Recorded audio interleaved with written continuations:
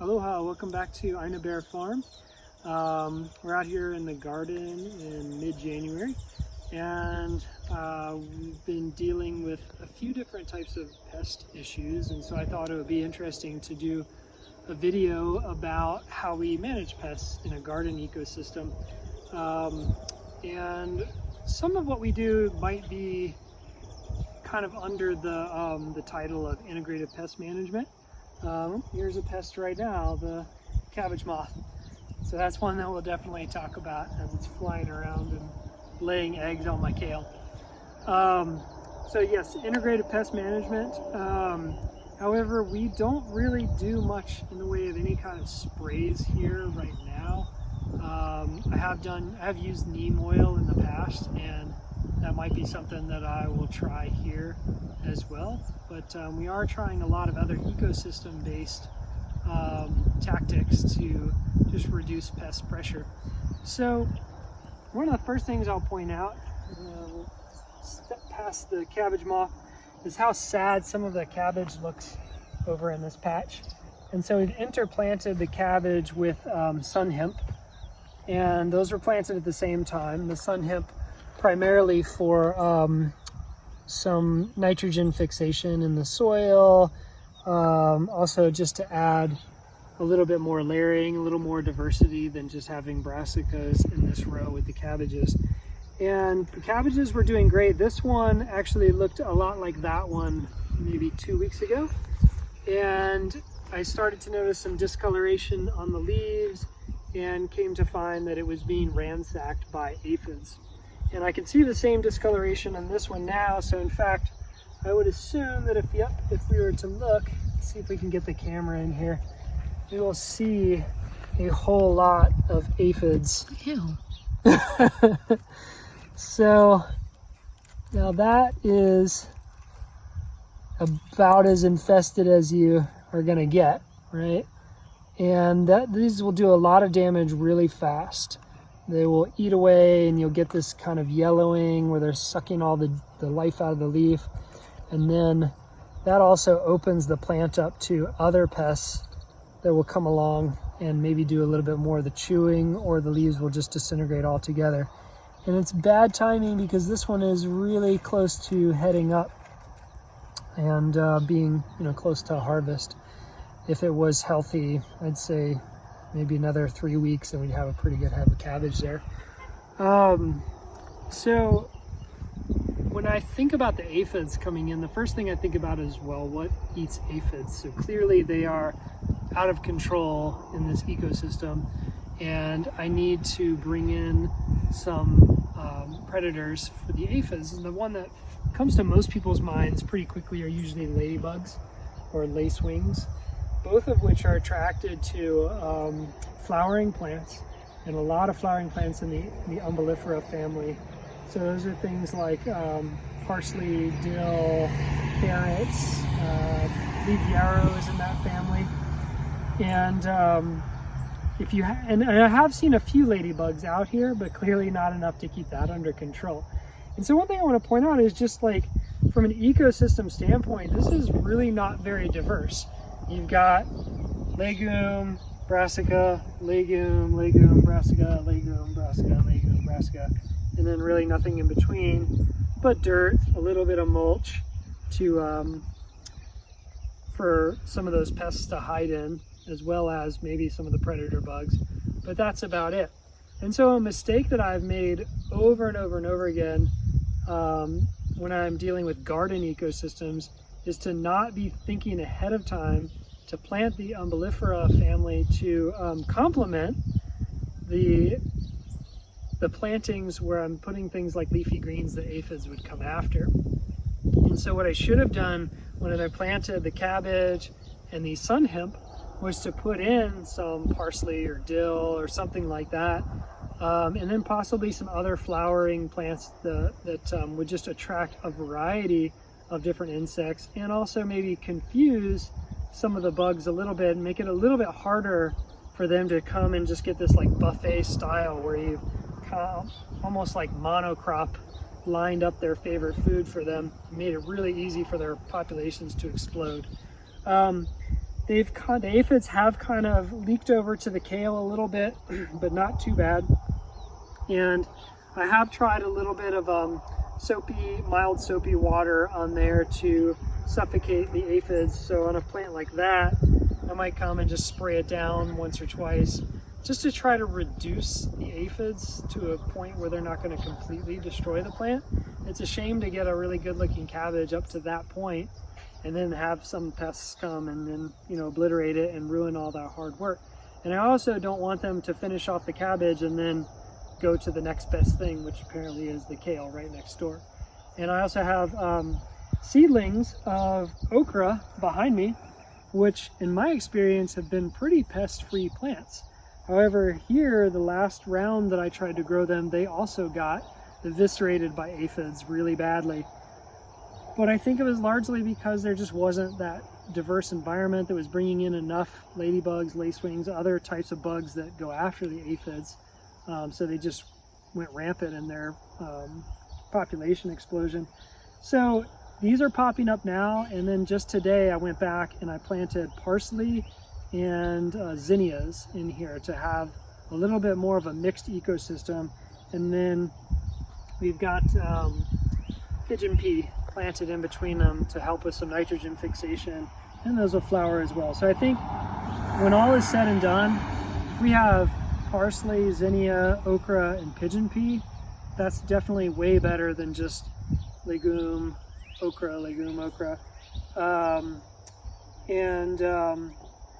I am hoping that that's going to help a little bit. I need to apply that same strategy much more holistically around the entire garden, but I'll talk more about that in a moment. We saw also the cabbage moth flying by earlier, and so that's another pest that I'm familiar with in all my days of gardening, where they lay eggs on primarily brassica plants, and then those eggs hatch after a day or so. You get these tiny little, very green colored caterpillars that are like the perfect green to blend in with the leaf on the plant, and they start eating pretty quickly. And if you don't catch them in time, then they will eat quite a bit of the plant and slow down its growth, or even possibly even kill it. And so what I try to do is, on a fairly regular basis, I would say at least once every 3 days, I come out and I give a really good look to the brassicas, particularly the kale. It seems to be their favorite. And I look for signs of chewing, I look for frass, the poop that the caterpillars leave. And if I see that, then I'll go and take a closer look and try to find the little caterpillars, and I just smash them. So that could go in the category of like mechanical removal, more or less. And that has historically been the best option that I've had. Obviously, you can get to enough of a scale where something like that is just not really going to be possible. And then again, you're going to have to look at some more holistic measures around trying to keep the cabbage moth from ever really coming in and laying many eggs in the first place. In some cases, in some places, it may be a timing thing. Like perhaps you can time the growth of your brassicas around the life cycle of the cabbage moth. Here in Hawaii, like insects they of course still have life cycles, but it's kind of more ongoing around year round. There's no cold winter to shut everything down. And so I don't know if that's really that much of a viable option here to try to play around with the life cycle of something like a cabbage moth.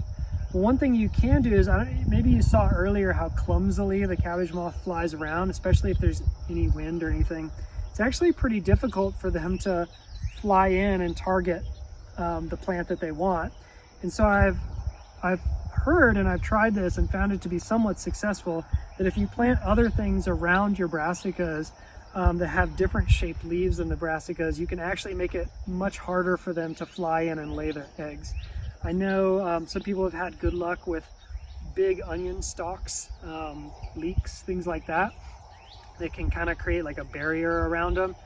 So that sort of forward thinking is what I mean when I talk about like an ecosystem version of pest management. You're really trying to think about how you can manage it without dealing with sprays, really trying to manage it through design. That's definitely the permaculture way for sure. And the other thing that plays into that is always looking at diversity and then different levels of things. And the way I've set this garden up is a little bit less diverse than the gardening I have been doing for the last 10 years or so. You know, back at Elder Bear Farm in Maryland, I did a lot more interplanting of things, and I was careful not to lay the same plant in rows. And I did it specifically to reduce pest pressure, and it definitely seemed to work. But that had other drawbacks that I didn't want to recreate here, which was just that it was much harder to actually physically do the planting. Harvesting was harder. I would get really confused about what I planted where and just things like that. And so here I actually wanted to go back to more of a linear style of planting, but still utilize some of the interplanting techniques that were working. I just need to be a little bit more on top of planting out those diversity of plants in the first place, as opposed to waiting for the pest to show up and then thinking like, oh yeah, I should have done this, I should have done that, and then going back and planting them later, because at this point it's already a pain in the butt to deal with, and it could be even possible that the plants, if I planted them now that would help bring in the predators, it might be too late at that point. But we're still going to give it a try because this is ongoing here. We're going to keep planting things and see what happens. We've had a few other issues with leaf cutters or something that will come and like lop off the entire top of the plant, which is really frustrating when you're trying to grow something from seed. That happens a good bit with the okra. I'll come out one day and it's looking great and it's putting out its first set of true leaves. And I'll come back the next day and it's just a stump.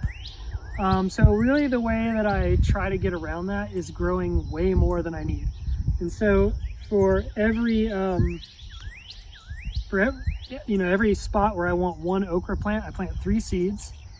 And okra's got a pretty good germination rate. So in most cases I get 3 plants that come up. And that does a number of things. One is it lets me choose the strongest plant. So most of you are probably familiar with that technique. But the other thing, it also lets me kind of improve my chances if something does come and lop 1 or 2 of them off and I still have another one left. Another thing I do is I overplant in total how much okra I planted. So we've got 2 entire rows here of okra.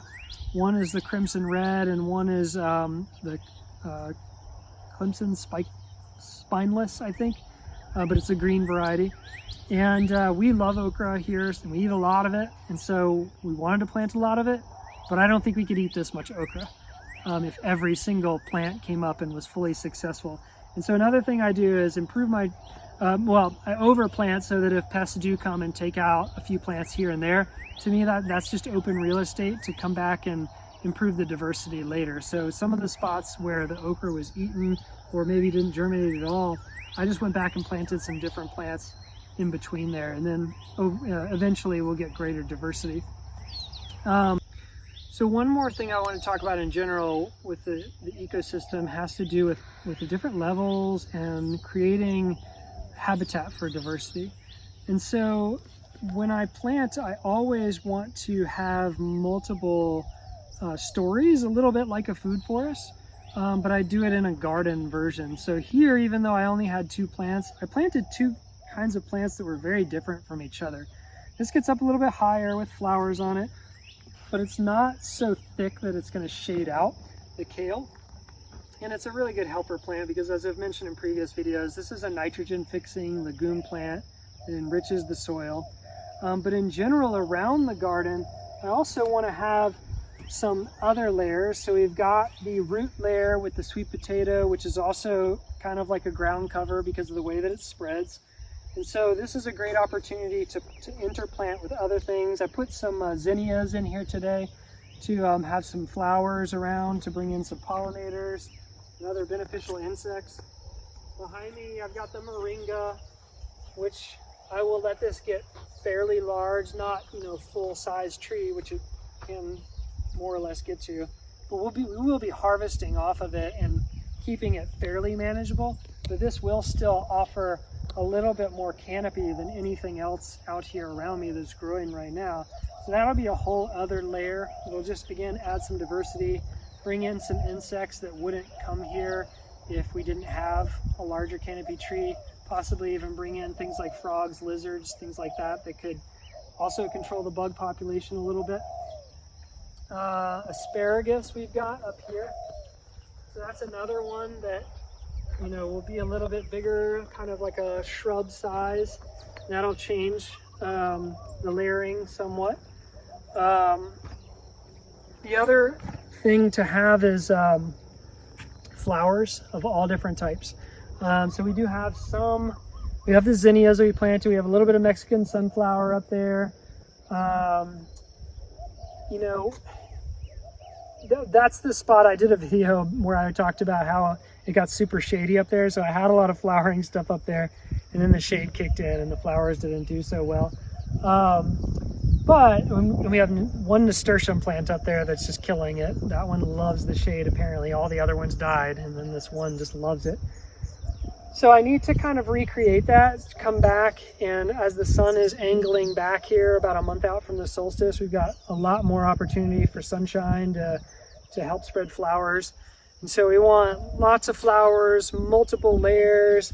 And the other thing I want to do is create a couple of rock pile habitats strategically placed around the garden. We have tons of geckos here in Hawaii, and I've seen frogs come in here, toads. Those reptiles and amphibians are also going to be really integral in controlling our pest population and just keeping a balanced ecosystem. So far, I have not seen any slugs or snails anywhere in this garden, which I'm anticipating that there's no way that's going to last. And if you don't know, slugs and snails are the worst pest in Hawaii because they carry a very serious disease called rat lungworm disease. If you're interested in that, you can go do more research about that. But essentially, just eating a vegetable that a slug has crawled across can end up giving you this really awful, debilitating, possibly fatal disease. And luckily I haven't seen those at all. We're anticipating using slug traps, like beer traps, for those to keep them under control. Really keeping a close eye on things like the leafy greens to make sure if we see trails on them that we're discarding those leaves and just washing everything really well. If we get an infestation at some point, I'll reconsider growing the leafy greens in the ground here and may think about doing something like a salad table up off the ground where I can put some copper around the legs of the table and keep the slugs from crawling up. But we'll cross that bridge when we come to it. Thankfully, we haven't had to deal with it so far. And it's possible that because we're kind of on this grassy island that the slugs aren't able to get all the way over here. I'm not 100% sure why they're not attracted to this yet, but I'm using the word yet because I do anticipate they will come. But we'll keep an eye on all of our pests here. If I come across anything else that I think would be helpful or interesting, we'll put that together in a future video about how we manage the pests here. But I hope that this was helpful in some ways. I think a lot of the things that we applied in a temperate climate back in Maryland still apply here. Although obviously the annual cycle is really different here. And so far we haven't really seen too many pests that are different here that I've never dealt with before, aside from the pigs, of course. Great thing about the pigs is though, I can pretty much put up a fence and keep them out. The deer back in Maryland would step over that as easily as, you can imagine. And so everything has been going pretty good so far, and we hope it continues. But stay with us. We'll have more videos coming your way soon, and we'll see you next time here at Ina Bear Farm.